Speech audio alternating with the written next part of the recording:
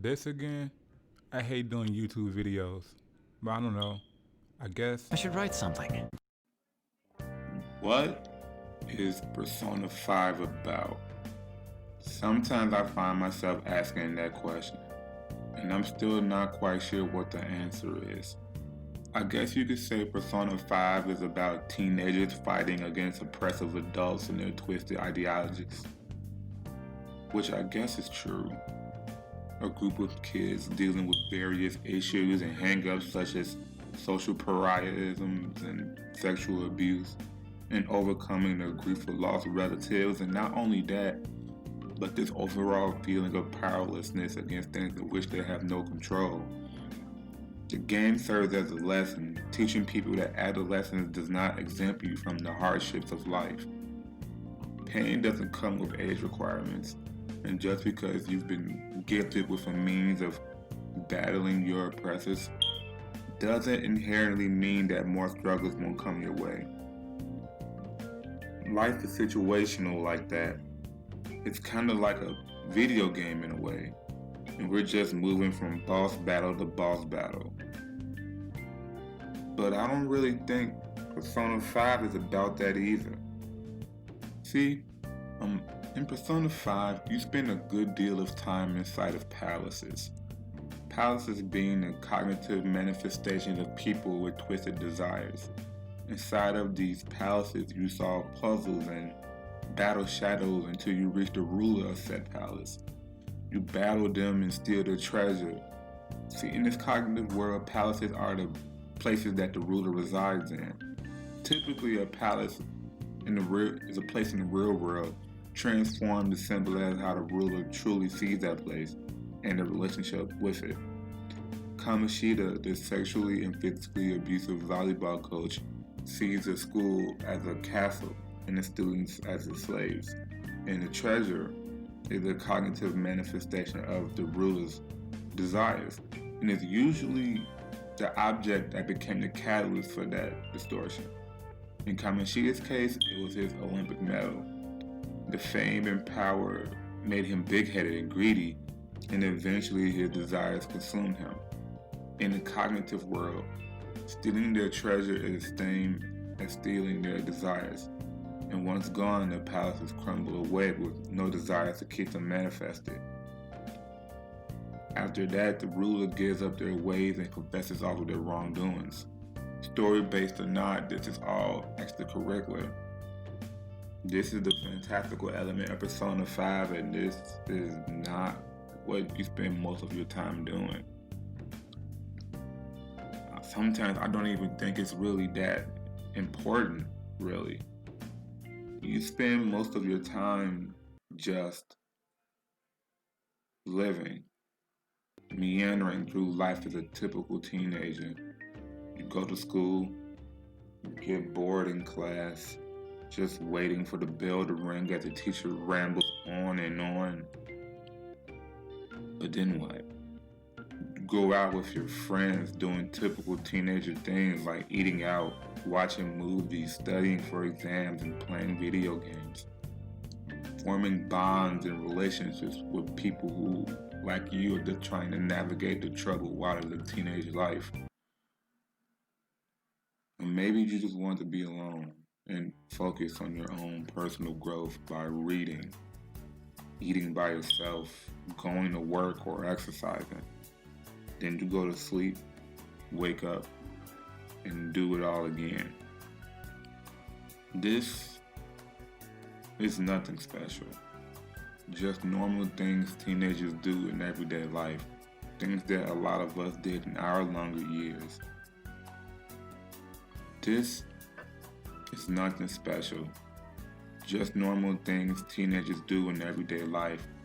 Things that a lot of us did in our younger years. Things that a good deal of us really took for granted. It's like, well, I hated adolescence until adolescence left me.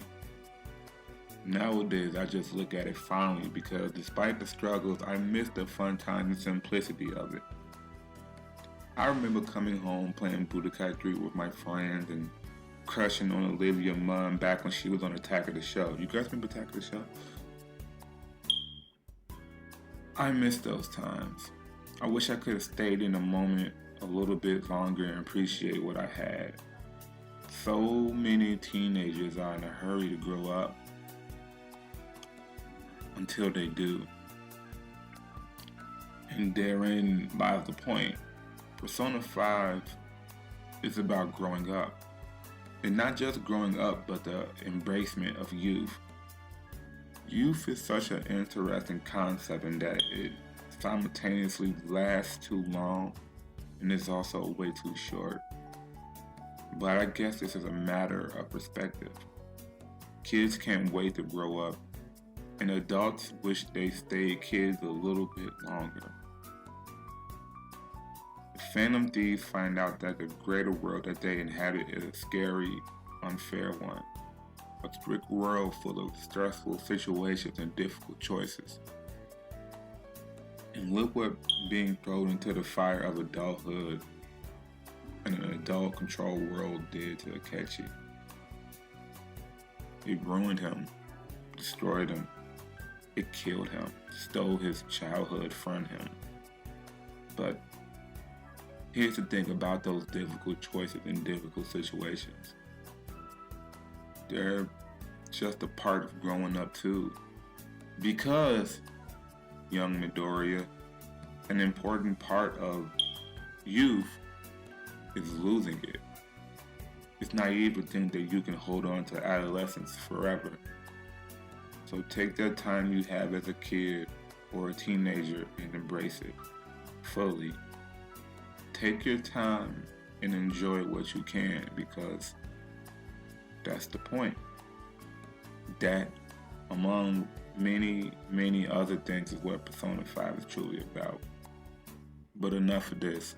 Let's wrap a little bow on this. I'm getting hungry. So check this out. Persona 5 hovers around the 100, between 85 to 100 mark of playtime. It's a very long game where you spend real life consecutive days worth of time just moving along. Or as the saying goes, taking things one day at a time. I mean, Persona 5 is something so akin to real life is frightening in a way. Some days you fully intend to be productive, yet you feel that you've accomplished nothing. Just moving day to day until something